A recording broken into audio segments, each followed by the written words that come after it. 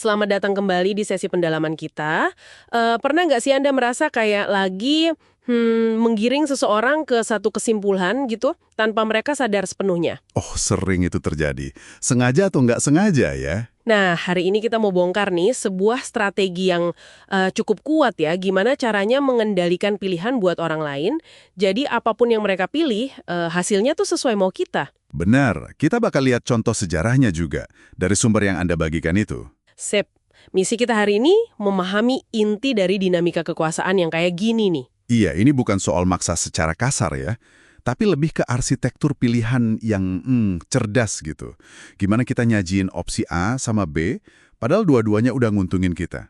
Yuk kita dalami. Oke, coba kita bedah deh ini. Konsep dasarnya kedengeran simpel tapi licik juga ya sebenarnya. Jangan kasih pilihan bebas tapi kasih dilema. Betul. Batasi alternatif yang kelihatan sama mereka. Jadi semua jalan yang kelihatan itu ya ujung-ujungnya ke tujuan kita. Kayak kita maksa mereka main kartu yang udah kita siapin aja gitu. Nah, secara psikologis ini tuh efektif banget. Kenapa? Karena orang merasa megang kendali pas milih, ya kan?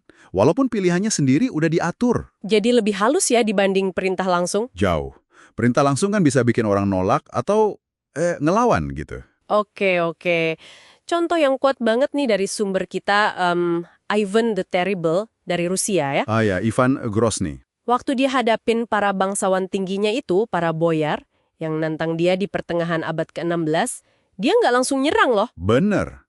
Langkahnya itu, wah, nggak ketebak banget. Gimana tuh? Dia pura-pura turun takhta, terus ninggalin Moskow gitu aja.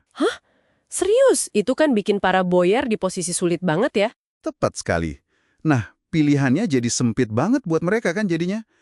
Antara, kekacauan total tanpa pemimpin yang bisa mecah belah negara, atau ya mereka memohon Ivan balik lagi. Tapi ada tapinya.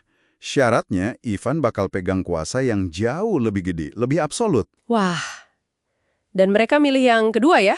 Yah, gimana lagi? Mereka takut banget anarki kan? Jadi ya udah, mereka milih manggil Ivan balik. Ivan dapat apa yang dia mau, kekuasaan lebih besar, tanpa perlu perang gede-gedean di awal. Dia sodorin kartunya, mereka terpaksa mainin ya? Persis. Itu manuver yang berani dan cerdik banget sih. Tapi nggak berisiko banget tuh. Gimana kalau boyernya malah ambil kesempatan pas dia pergi? Ya, jelas ada risikonya, selalu ada. Tapi berhasilnya strategi kayak gini tuh sering banget bergantung sama pemahaman yang dalam soal pihak lain. Maksudnya? Ini nyambung ke prinsip kunci lain dari sumber Anda. Pentingnya memahami dan memanfaatin kepentingan, pribadi, atau ketakutan lawan. Si Ivan ini tahu banget kalau ketakutan terbesar para buyer itu ya kekacauan sama kehilangan status mereka. Oke. Jadi pilihan yang dia tawarin itu langsung nyentuh titik lemah mereka ya? Betul. Jadi bukan cuma nawarin opsi A atau B, tapi gimana ngebungkusnya biar kena ke emosi mereka, ke apa yang mereka takutin atau hargain. Jadi ngerti motivasi lawan itu kuncinya. Ada lagi nggak sih elemen penting lain biar strategi ngendaliin pilihan ini jalan? Ada dong. Selain paham lawan, sumber Anda juga nekenin perlunya perencanaan yang matang sampai akhir. Ini bukan strategi yang bisa diimprovisasi gitu aja. Harus dirancang banget ya? Iya, harus dirancang situasinya, antisipasi reaksinya, pastiin pilihan yang kita kasih itu benar-benar ngegiring mereka ke tujuan kita. Kayak arsitek lah, ngerancang bangunan, tiap elemen pilihan dipikirin dampaknya. Terus?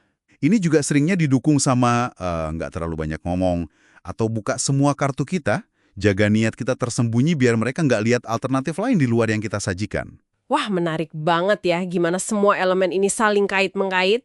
Terus, apa artinya ini buat kita nih, buat Anda yang dengerin? Iya, jelas berguna banget. Paham cara kerja pengendalian pilihan ini bisa dipakai di banyak situasi. Kayak negosiasi atau pas mimpin tim gitu ya? Bisa, atau bahkan interaksi sehari-hari.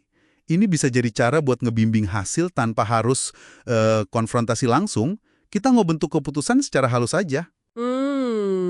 Jadi kekuasaan sejati itu kadang bukan di kekuatan fisik ya, tapi di kelihayan nyusun pilihan buat orang lain. Tepat.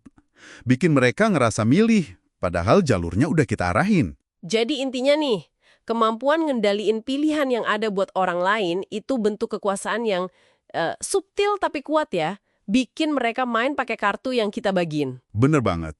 Dan ini bawa kita ke satu pertanyaan reflektif nih buat Anda di rumah. Apa tuh? Coba deh, pikirin lagi satu keputusan penting yang baru aja Anda buat.